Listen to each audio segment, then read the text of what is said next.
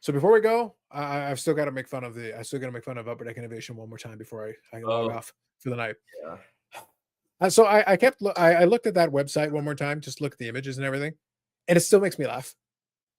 They got like 15 images, and most of them are crummy. It's Yeah. fantastic. And I'm like, space? It's about space? I literally looked at Photobug and I go, you can get 1 terabyte of space for a pretty nominal fee, and they can hold hundreds of thousands of images.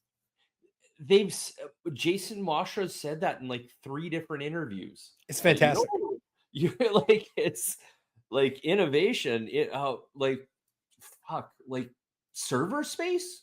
That's your real innovation is fucking learning how to buy server space, purchase server space to hold 10 terabytes of photos? I Oh wish boy. it was. There's no way it's anywhere close to 10 terabytes. If it was 10 terabytes, I would respect it more. But there's no way. There's a 0% chance it's anywhere resembling that. It doesn't require that. It just I'm doesn't. just saying, if they were to scan like the cup high res, and apparently there's like 15 photos for each of those Yeah, cards, but they're the not high different res. and such. They're not high Well, res though. I thought they were. Are you sure? I can do one better. I'll literally pull one up. Okay. Yeah, like I listen, don't take my word for it. I'm literally going to pull up a certificate number and we can look at it ourselves. Okay. We can confirm. Let's see here. I just pull this up here. All right, perfect. I've set up that thing for tomorrow. So good. All right. So let's look. I'm going to share the screen here and I'll show you guys because I bookmarked this shit. I do my research, sir. I do my Well, research. when you have technological innovations like this happening, you should probably have it bookmarked. Yes. So here is an example. This is one Connor Bedard RPA that you can pull up. This is one of the ones they use for the different demonstrations that they've had on there. If you punch in at theauthority.com, you punch in the number, you will get this certificate. This is one of the options available. This is one of them. So here is your first image. There's your high res. Oh, I would swap that patch so fast. Yeah. I'd But get a 6 color in there. yeah. But my point is like, yeah, it's decent resolution, but let's not act like you need 10 terabytes for that. But I thought Upper Deck said in their release specifically that it was the high res photos, or I mean maybe they're using that synonymous. Like I don't know. But Define I high thought they res. were that. Define Well, high res. sure, that's fair. Listen, based on 1998 HTML standards, this is super high res. But look at that. They do have like 15, right? Is it 15 photos or did I It's a pull? bunch. Yeah. So you got a whole crap ton of them. That's 18 photos there. Yeah. So Actually, are those bottom two the same? Or are those different? There's slight variations in terms of the tilt. Yeah, it looks like it's just angles there. Yeah, that's basically what it is. Yeah. So you're getting the same image scanned or taken a picture of from slightly different angles so that you can see, hey, look, you can see the corner, you can see this other corner. And I'm sitting there like, so we're clear on this. The reason the slab. So I want to say this seriously. My inclination is to be very sarcastic about this. I'm going to try to be nice. So stick with me on this. The argument here was that we are not putting a grade on the slab because we're not concerned about the grade here. We're trying to authenticate. We want to, mitigate against patch swapping. But it's not about the grade. This is what was stated in a few different ways. But yet, when one singular image showing the front of the damn card with a serial number in the patch is all we actually need in order to accomplish this one specific feat, we have all these additional images which are to help us assess the grade when that wasn't the point. Right. So what was the point again? I'm sorry. I'm losing track. So is it about the grade or is it just about patch swap? Because if it's about patch swapping, this is actually all I need. Right here. Zooming in on the patch, zooming in on the serial number, we're good. We've accomplished what we needed to accomplish. I don't get it. I just don't understand it. Like, this is actually all we need. Like, I'm being serious. Like, I don't even need the full card. I literally just need the serial number in the patch. If you show me a zoom in on the serial number in the patch, I can cross-reference the card in question with the patch and confirm. And if the autograph gets modified anyway, this image will also resolve that for me. I fixed it, guys. Sounds like there's got to be a better way though that includes encapsulating and we need to We need to do more stuff. That doesn't sound like enough, Carlos. Need more stuff. Well, listen, Need more dirt, more based volume. on based on the years of development they've worked on this, I feel that if this authority site included an under construction GIF, if it included under construction GIF circa 1996 HTML, because I remember making websites on GeoCities in 1996, but if it had an under Yeah. construction GIF, man, now I'm in. I'm in full bore. Let's go. Well, so when I was on Phil's show, we were talking about this, and I mean, I'll keep it short, but I just think there was a real opportunity for Upper Deck to do lots of stuff, with just those images. And it's so easy to catalog those images. You don't need to be, why are they doing only the Cup True Rookies?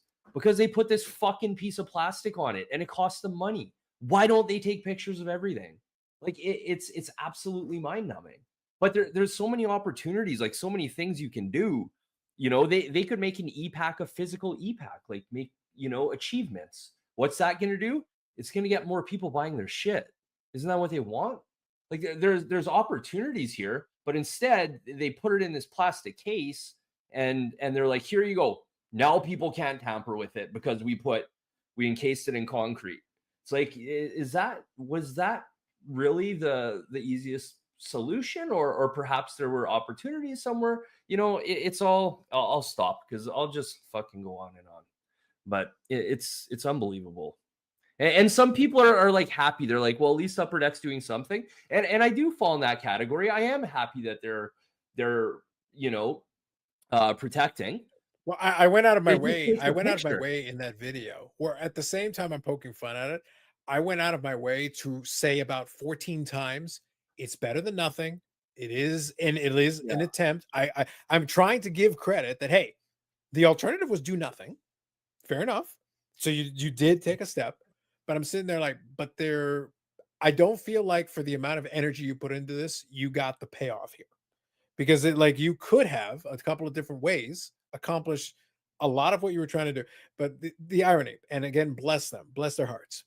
Since it is Cup release day, Billy has been doing the interview circuit with a lot of different people related to it. And I want to say it was Center Ice. He was talking about how, this was something that they were presented with. He said, they had made the decision to go this way. And he was basically outlining this and explaining it. But he goes, yeah, no, it's good in the sense that, in the past, I had taken some images of some of the, some of the patches and stuff. And I'm sitting there and you know what thought comes to my mind? I go, so in other words, if you still have those pictures, you actually have a back catalog of some of these images. Wouldn't it be nice if you took those images and made them available in said site, even from the previous ones? Even if you had 1 or 2 years worth, you already have a catalog. Mashra commented with, I can't remember if it was Sports Card Nonsense or Jeremy. I think those are the only two I watched, so it had to be one of them. But he said, and I'd have to go back to look at context because obviously that matters. But he said, we have these images referring to past Cup releases. Yeah, I think he mentioned Nonsense for sure because that's the one I listened to. But yeah, sounds about right. And I'm just sitting there like, so yeah, what are we doing? I feel like the problem solves itself. And why wouldn't they try and market that or monetize it, or like there's things that you can do with that has a lot of value. I mean, Christ, now they're putting these things in plastic. Like just show us the pictures. It'll solve lots of problems, lots of headaches. I don't know. Well, that's the argument, because by doing it this way, you've increased costs in a certain category. You've limited it to if you happen to have that code. There's also all the other different subs brands, sub insert sets that also have patches. Limited logos is patches. There's plenty of incentive to mess with those patches too, and they're not part of this program. Saying that, we can revisit it down the road. I agree with you, but the thing is, we know limited logos is not a year or two. We didn't just start it. It's been going on for a while. So realistically, the danger isn't just on the RPA. And by the way, to be clear, this doesn't apply to any of the lower numbered RPAs. Right. It doesn't apply. It applies to the 99s and 249s. It doesn't apply to the out of 12 version. It doesn't apply to the the shield. It doesn't apply to anything else. And so I'm sitting there like, So you could mess with the ATA 12? Well, Okay. they had to select. They had to, this plastic isn't free, and they had to draw the line somewhere. So, if we could only think of just a way to do this without having that plastic cost. It's genuinely hilarious. I just enjoyed it on so many levels. Innovation. Will Connor Bedard's limited logos sell for more than his true RPA? It shouldn't. I Do wouldn't they? say why would. Do other players though? Do you know? You don't know off the top? No. Generally, if you have a rookie who has an RPA in it, the RPA should always sell for the most. I can't think of an example where it would be the other way around. Okay. Now, the only thing I will say is that some of the limited logos, there were some year like what I will say that I think was good in this year. So again, the sandwich. I'm criticizing something, but I also want to give credit where I believe it's due. I'm glad you did something as opposed to nothing. All the criticisms that we're talking about because they're legitimate.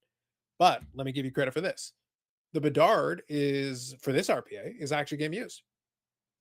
So to their Right. credit, they took advantage of the delay. It is actually game used and written and acknowledged as such. Right, because they released it 2 years after he played his first game. But if you're going to do that anyway, then giving me the game used, hey, that at least is a value add. That means it's enhanced versus just the general version of it. And that's apparently just his though, right? It's either his or okay. Yeah. So I'm glad. Like, look, at the very least, if this is going to be with the delay and everything, you gave me a game used piece there. Good. Great. At least it's something. With the Crosby and Ovechkin, they had the same thing because of the double cohort. They actually had game used for them, but that's the exception, not the rule. That's not usual for them. So I was like, all right, well, I'm glad. That's at least something that's additional that's on that one. Great.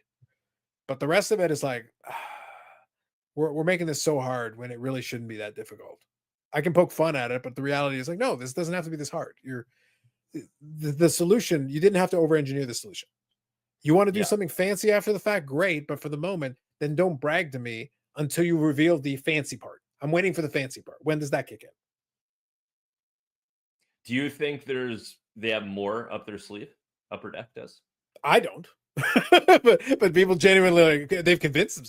I've spent too much time in this space. Like, just being serious. Like, I don't want to say that I'm overly cynical, but like, I've listened to so many versions of innovation in this space. I'm sitting there like, I'll give you a simple example outside of sports cards. One of my favorite things. I've worked at the banks over the years. This has been where most of my career has been the last decade or so. I remember when this is maybe 2015-ish time frame, they decided they were going to start using the VoIP phones, the voice over IP phones. Yep. So instead of having a physical phone that you dial in, they would give you a headset and you connect it to your laptop, and you can call people in the company or outside of it directly into your laptop.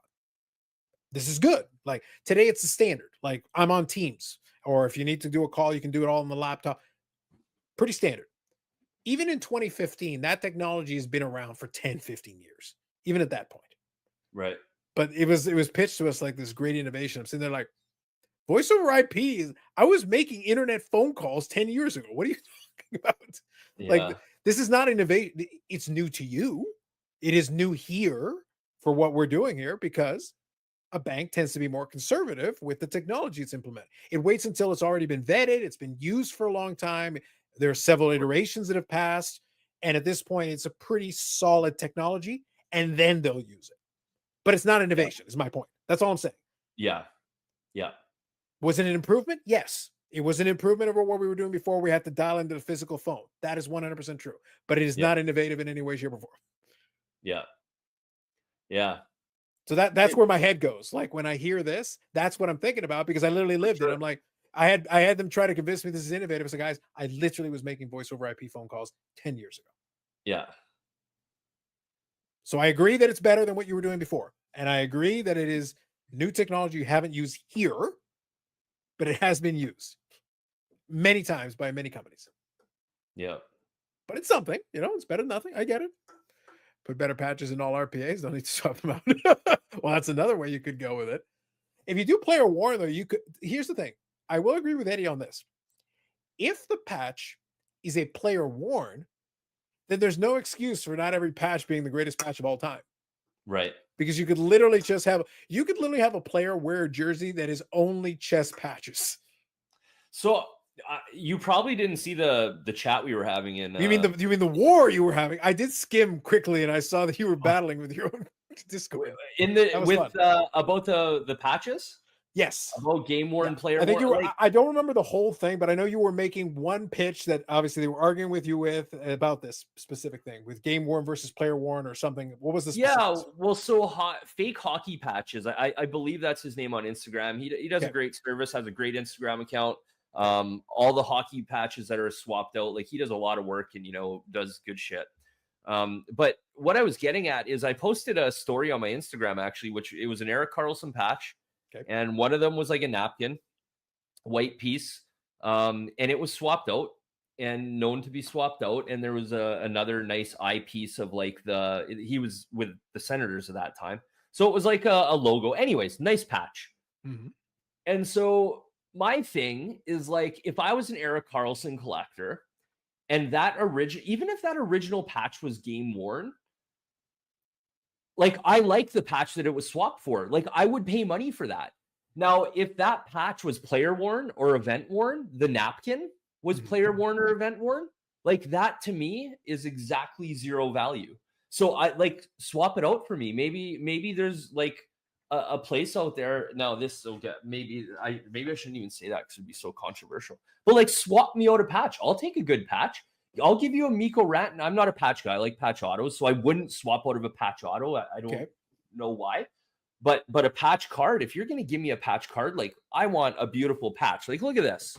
Like this is like that's a patch. Like give me that. Okay. With my patch card. I think there's a market for that. And so we were just talking about, would you want the original or do you mind the swapped out version, all things being equal? Does it matter if it's player worn, event worn? If it's game used, that's where we all seem to be sort of on the same page, where most people with a game used patch like the game used, but then other people have different value that they put on the player worn or event worn patches where, like I said, to me, absolutely no value. It's it's a piece of the card. It's no different than the ink on it. But anyway, so we got into that and it was interesting, but there's certainly more people than you think, or maybe, I don't know, maybe you would know. But people, there were certainly people who were with me who would rather have the nice looking patch than the napkin that is event worn or player worn or something.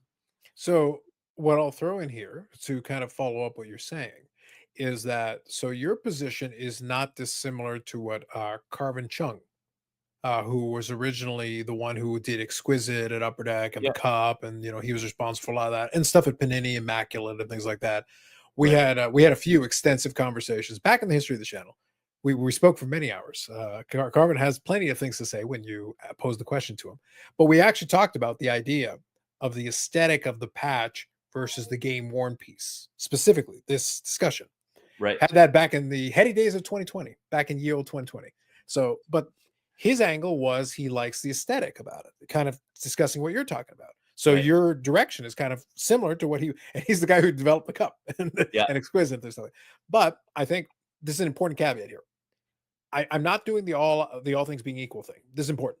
I agree with you that if we're talking about the difference between game worn and event worn, player worn, then if it's event worn or player worn versus just a nice looking patch, I agree. There's not much of a difference to me. I'd co-sign on this. No problem. Right. If we're talking game used, then I will always give that preference. That has priority. Game used has priority. Legitimate game used. But I think this is important. The aesthetic piece is fine, but then it could have the fanciest patch in the world. But if we're talking about a swapped out patch or like just a patch in general that's literally off a rack, but then I'm not paying a premium for it. This is key. If we're talking, especially if we're comparing it, if it's a napkin, but it's a game used napkin, at least it's game used. If it's literally a piece of patch that you got off a rack, it may as well be a manufactured patch. So you may as well just made the patch yourself, literally, and just tacked it on there. And most people don't like manufactured patches. Like they won't put any value to it. But if it's literally, I'm just finding a jersey somewhere that has a patch and cutting up a piece and gluing it on there, that's a manufacturer patch effectively. So Yeah. there is still a market for it. There's still a place for it, but I'm certainly not going to pay a decent amount. So that's where I kind of differentiate the two. The game worn is its own thing. We separate out the game worn, then it equalizes it, then we can be a lot more even. Then yeah, sure. I care less. It's less of an issue from that perspective. Does that make Yeah. sense? Yeah, no, for sure. No, it Yeah. makes sense. Yeah. I mean, I think I see the player warning and everything other than the gamer, Yeah. like The the gamer game was warning. separated out into its own thing. Yeah.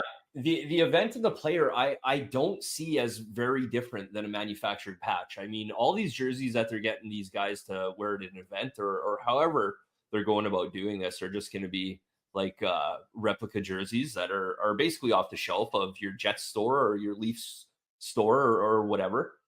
So what's the difference?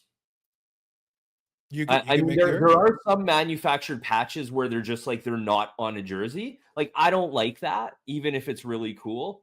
That's what I think of when I think of a manufactured patch. Is like it would be a Colorado Avalanche patch, but like it was never on a jersey that they wore this year or last year Mhm. or the year before.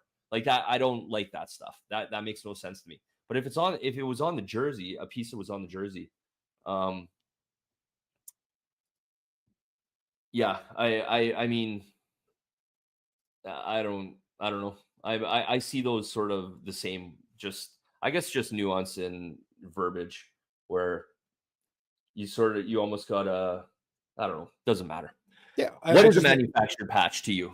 You know, yeah, so it's sort of one of those things. And yeah. Well, that's the reason why I made that distinction. As soon as we separate out the game use and separate it out and treat it as its own thing, then the other one is like, yeah, then it becomes more of a personal preference thing because it becomes very limited. I'll throw in one more wrinkle though. This was something Carvin threw in, which was valid, and it was a valid point, and I just thought it was very entertaining that he brought it up. And I did enjoy that even at that time he threw a little grenade in there for the game use crowd. So we all agree that if all things being equal, if we compare all these different things, the game use, like a legitimately game use, is preferable. If we all things being equal, if we're yeah, going to purchase this item. But then Carvin threw in a valid point.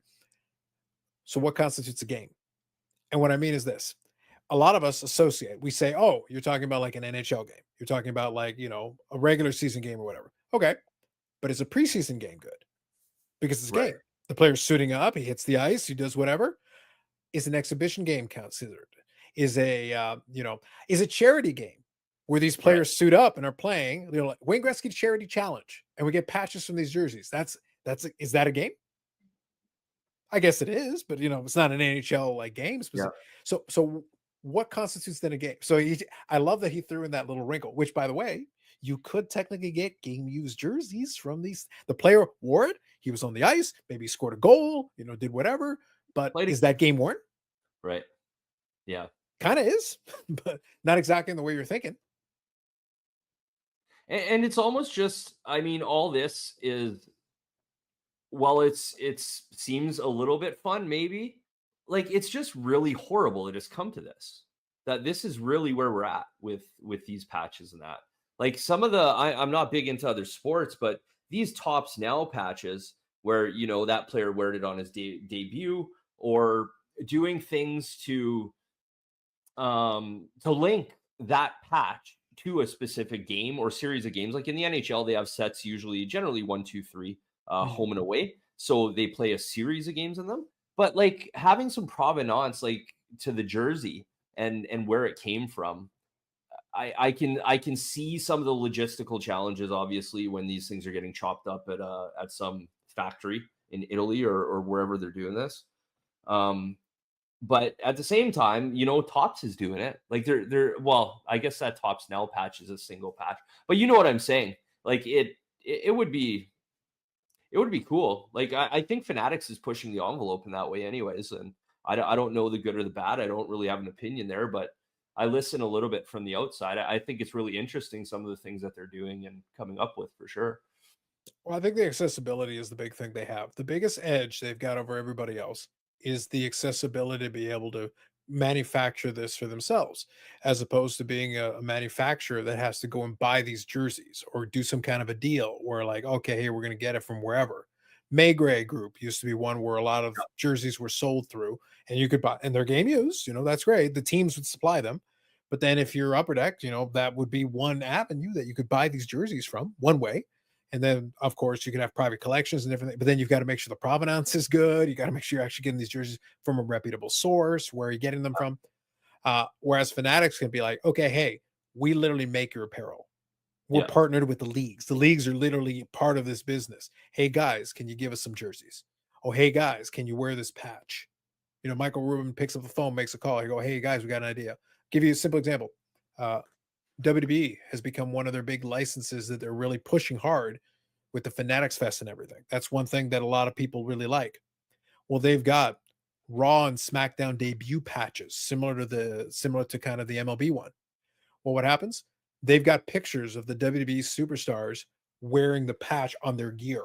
It's attached to their gear, so they can tell you exactly which show they wore the specific patch to. And then it's literally, they take it off, they can put it on a card. Yeah. No problem. Yeah. So they know when, they know where, they know how. Like, that's collectible, right? The collectors are going to love it. Of course. I mean, a patch from, like, it's just, to me, if I was to really simplify it, is I would have Lapper sports cards or hockey cards, probably. Lapper hockey cards would have game-worn jerseys that are game-worn either preseason or regular season, or maybe playoffs in some cases. That's it. You don't need much more provenance than that. But then, other than that, patch cards would be purely replicas, and they're a card aesthetic. That's it. And it's simple. You either have a piece of the jersey that the player wore in an NHL game, or you have a cool looking card that is from a jersey of said player's team. And I think that's fair. I think the ambiguity has been beneficial to the manufacturer, though, that they can word it in about 12 different ways and have fun with it. It's been entertaining to watch the way this is played out. But again, it's like, we actually will never know.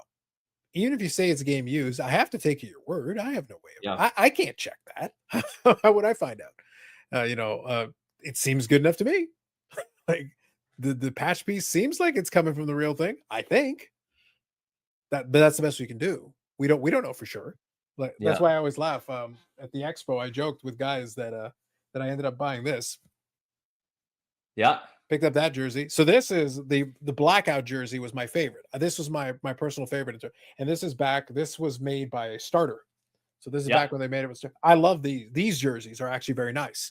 The patch on this is actually pretty decent, and the front crest on this is pretty decent. Well, here's the thing. This, if you were an expert, you could probably tell me with stitching and everything, we'd really be able to get this down. This is not a official in terms of, doesn't have the fight strap on it, but like this is actually stitched in. This has actually got a little bit depth to it. So it's not like today's where they're little, like some of them are just like pressed on and all that. Right. So this, if I cut up a piece of this, could you really tell me that that's that far off from some of these? Because this is an older one. Yeah. Could you? No, some people could. Some people could, but there are other folks that'd be like, and then what if you get the tag, right? There's the cards where they put this is the starter tag. Well, guess what? Back in the day, to a certain point, this was the starter tag that came in the real jersey. Yeah. This is, again, if you're a super expert and you're really down to the super details, you could probably, but it's pretty damn close. And if it's not a new jersey, are you sure it's not? It's pretty close. So that's why I say, like, it's like there is a level of expertise, but on a card, the rank and file average collect, could you honestly tell me it's not? Yeah. No, that's where we're at. That's why I was thinking it's funny. But we'll wind down on that. But it's good food for thought, though. Good food for thought. Yeah. Paul here says, did Maygray have a scandal in 2010, 13-ish over game use? They might have. I don't recall specifically. It wouldn't surprise me, though. Like, there's been scandals for everything. Bitterman says, a defined list of what is game used, player worn, and others might be called for. Oh, my God. If we tried to define it, like, truly today. Oh, man. Yeah, no telling the honesty of game users, player worn. That's the thing. Like, to a certain degree, we are putting a certain amount of faith in the manufacturers this has been the great sin of the hobby. Like even this thing, like I showed it earlier tonight. This is from the cup, triple patch piece, nice patch pieces. So like, what's the word? And this is from 0910. This is from years ago now. You've received a trading card with Mike Banano, Brad Richards, and Jamie Benn, game used and event used hockey memorabilia. So which one is event used and which one's game used? There are 3 patches on here. Oh, That's the word on here. So it says the memorabilia has been certified to us as having been used in official NHL game or rookie photo shoot. Now, to realistically, this is Ben's rookie year. So if I'm going to guess which one is the rookie photo shoot, it's probably Ben. Brad right. Richards and Medano are more likely to be the game use pieces. Ben being his rookie year, the rookie photo shoot makes more sense. So we can use logic here and probably narrow it down. But can Right. I tell you that for sure? I can't. Yep. Probably? Question mark. That's where we're at. And this is 15 years ago. Try it now. And they gave you more information back here than they usually do today. They at least told you there was a rookie photo shoot involved in there. So rip them all off and put the coolest patch you can find in. I mean, There you that's go. the only answer. You're all still here. I thought you were done 30 minutes ago. Listen, man, we got an actual hobby talk at the end. We were focused on the overtime, and then we were trying to solve the problems of the hobby. Yeah. Is that exactly, Carlos? I think it's he signed it, or I think it's a real patch. I think it hasn't been tampered with. Lots of I thinks. Yeah. Unfortunately, that's the way this hobby works. That's why I always poke fun at the hobby. Don't take it too seriously. Don't lose your mind over it. Try to have some fun with it, but most of people are never going to know. Can you live with blissful ignorance? That's the question I have for you. Can you live in blissful? Because unless you were there when the guy signed it, you don't know if he signed it.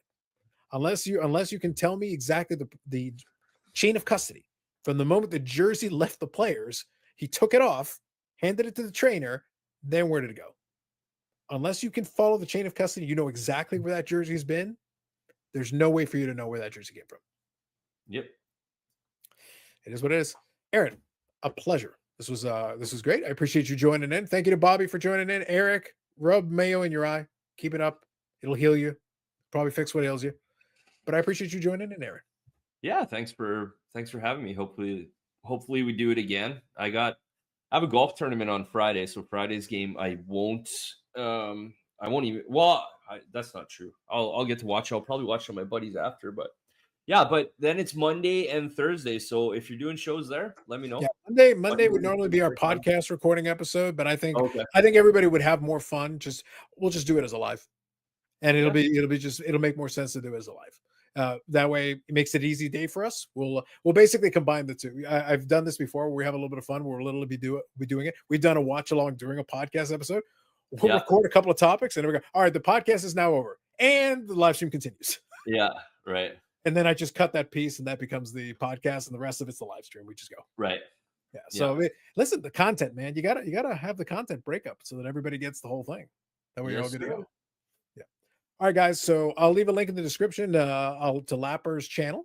When he gets back from being busy at work, you can check out some of the previous videos on there. There's a Discord in there if you want to talk the hockeys.